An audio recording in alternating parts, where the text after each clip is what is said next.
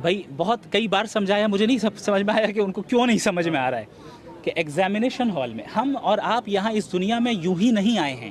ہمارا world view, تھیسٹک world view یہی ہے.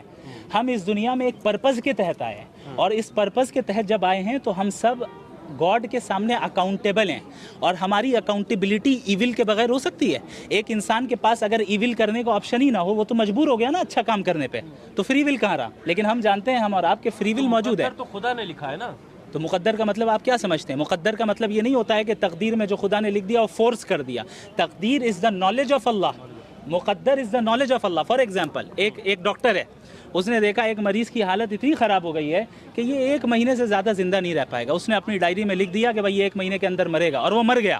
کیا ڈاکٹر کے لکھنے کی وجہ سے مرا یا اپنے کنڈیشن کی وجہ سے پڑا؟ اس میں تو ایسا نہیں ہوتا. ہر ایک کیس میں ایسا ہی ہوتا ہے. ہر ایک کیس میں ایسا ہی ہوتا ہے. خدا ہر چیز کا علم رکھتا ہے. ڈاکٹر میں اور گوڈ کی فرق ہے، کوئی تشبیہ نہیں ہے دونوں کے درمیان. لیکن مثال آپ کو سمجھانے کے لیے دے رہا ہوں، آپ اس کو پکڑ لے رہے ہیں لیکن آگے جو میں کہہ رہا ہوں وہ نہیں سمجھ رہے.